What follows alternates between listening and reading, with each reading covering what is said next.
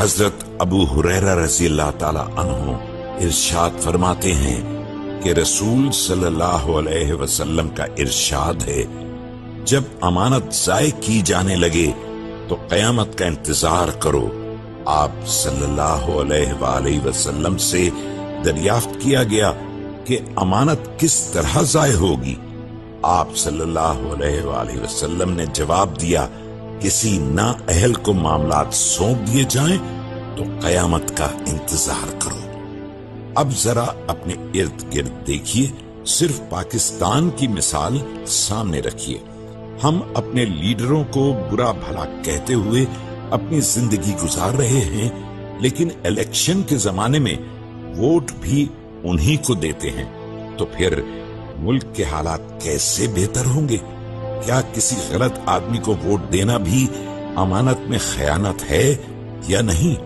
رشوت اور سفارش کے ذریعے کسی نااہل کو کسی اہم عہدے پر فائز کرنا بھی انسانیت کے ساتھ خیانت ہے۔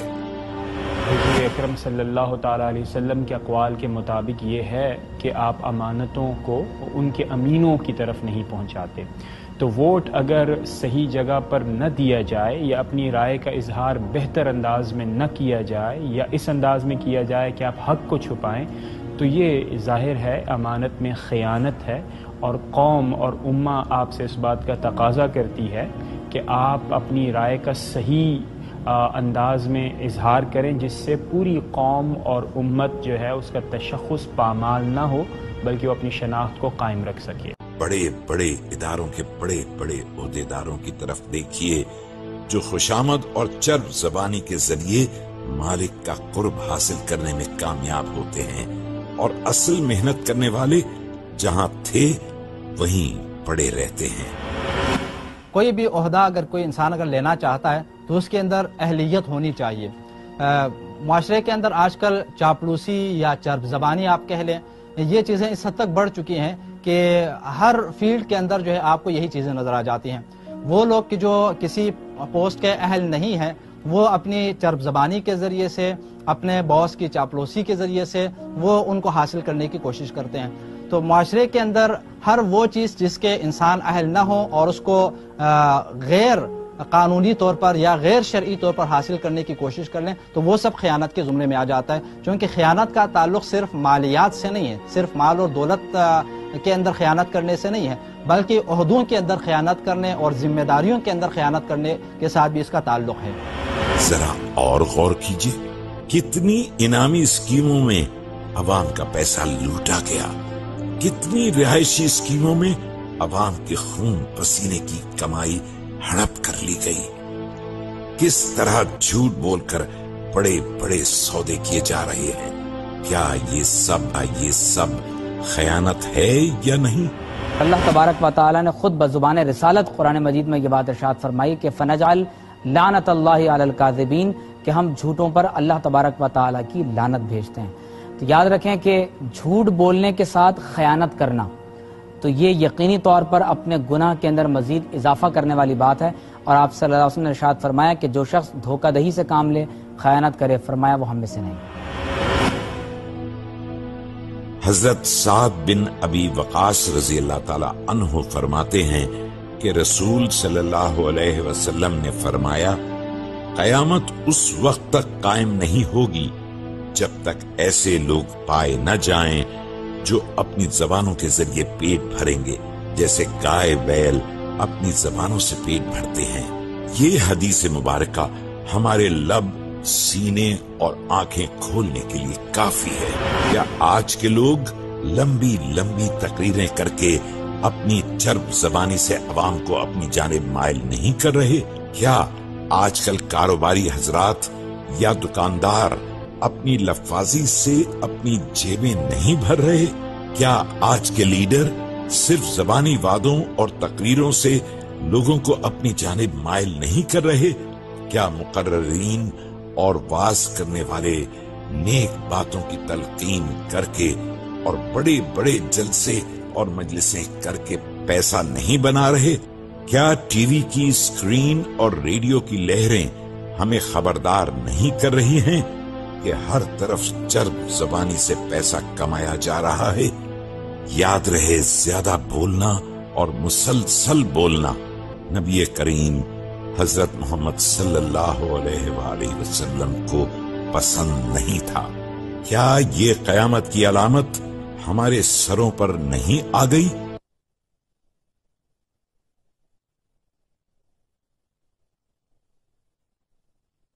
جب انسان کے اپنے اندر کوئی کمزوری ہوتی ہے تو وہ صرف زبانی دعووں اور چرب زبانی اور چاپلوسی کے ذریعے مختلف فوائد اور مفادات حاصل کرنے کی کوشش کرتا ہے، ورنہ دین اسلام کے اندر باقاعدہ یہ تاکید کی گئی ہے کہ انسان کم بولیں، اور انسان اگر کم بولے گا تو اس کی برائیاں چھپی رہیں گی، اس کے اندر اگر کوئی عیب ہے تو وہ عیب جو ہے لوگوں کی نظروں سے پوشیدہ رہے گا۔ ایک تازہ سروے میں بتایا گیا ہے کہ پاکستان کے لوگ سب سے زیادہ باتونی ہیں، یعنی زبان کے ذریعے سے پیسہ کمایا جاتا ہے۔ مورخ نے یہ کہا کہ پاکستانی قوم بنیادی طور پر ایک مغل انداز میں رہنے والی قوم ہے۔ اس سے ظاہر اتفاق اس لیے بھی کیا جا سکتا ہے کہ ہمارے ہاں زبان کی بنیاد کے اوپر لوگ بہت آسانی سے فیصلے کرتے ہیں۔ مثال کے طور پر اگر دکاندار سب سے زیادہ باتونی ہوگا تو اس کی پروڈکٹ زیادہ بکتی ہے۔ اسی انداز میں کوئی شخص بہت زیادہ چرب زبان ہے تو وہ ایک حق گو شخص جو کہ کم بولنے والا ہو اس پر غلبہ پا لیتا ہے۔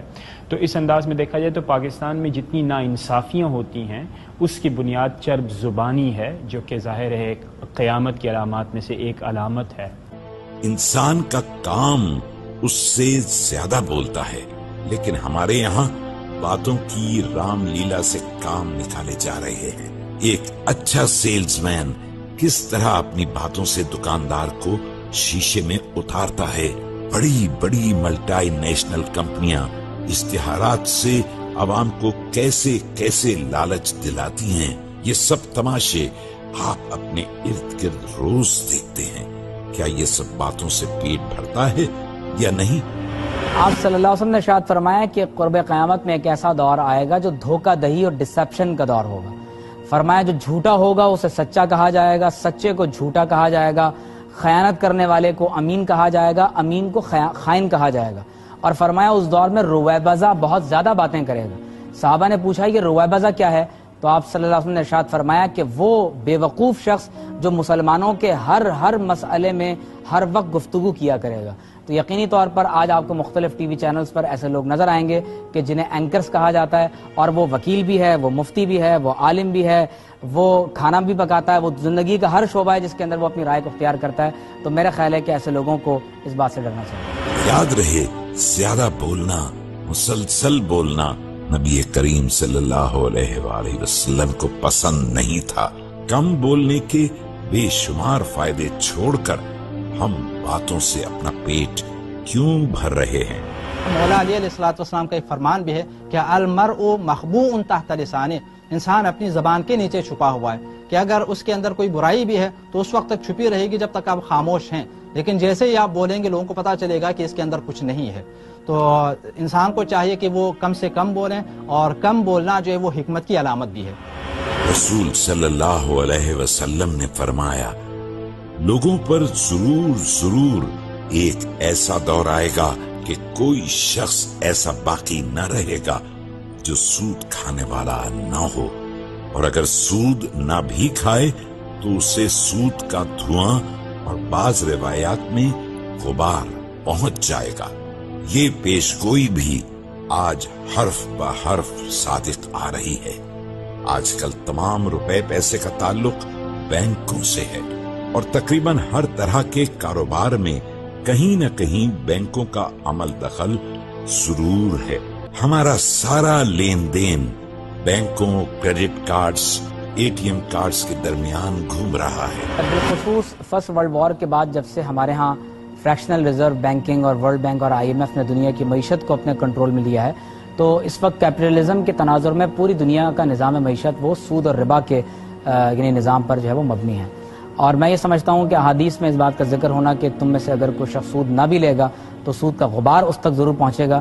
تو یقینی طور پر آج ہم اسی دور سے گزر رہے ہیں، لیکن پھر بھی اہل ایمان اس کوشش میں رہتے ہیں کہ وہ سود اور حرام سے بچ سکیں، کیونکہ اللہ تبارک و تعالیٰ نے ایسے شخص کے خلاف اعلان جنگ کیا ہے کہ جو ربا کا کاروبار کرتا ہے. بینکوں سے مفت کریڈٹ کارڈز کی آفرز آ رہی ہیں، آسان اقساط میں قرضے کی سہولت کے ڈھول پیٹے جا رہے ہیں. ساری دنیا سود کے گرگ دھندے میں پھنسی ہوئی ہے. ایک عام فرد تو کیا، ملک کے ملک سود میں بری طرح جکڑے ہوئے ہیں. ہمارے ملک پاکستان کی مثال ہمارے سامنے ہے. جب سے ہمارا ملک وجود میں آیا تب سے اب تک ہم اپنا قرضہ نہیں اتار پائے. پوری دنیا بالعموم اور بالخصوص پاکستان جہاں پر معیشت جو ہے وہ ایک سودی معیشت کا حصہ ہے، تو اس میں پاکستانوں کی کثرت ہے. لیکن پاکستان میں جو سب سے زیادہ بہتر بات محسوس ہوتی ہے وہ یہ ہے کہ یہاں پر سیلف امپلائیڈ لوگوں کی تعداد کثرت سے ہے. تو وہ لوگ جو کہ سیلف امپلائیڈ ہیں وہ سود کے چنگل سے آزاد ہیں، لیکن وہ لوگ جو کہ امپلائی ہیں کسی بھی فارم میں تو وہ سود کی معیشت کا کافی حد تک حصہ ہیں. اور پھر اگین وہی بات کہ حضور اکرم صلی اللہ تعالیٰ علیہ وسلم کے فرمودات میں سے ایک آپ کا فرمان ہے کہ یہ وہ دور ہے جس میں ہم سودی معیشت کے غبار میں شامل ہیں. دنیا کے 99% آبادی کی دولت 1% افراد کے ہاتھوں میں گردش کر رہی ہے.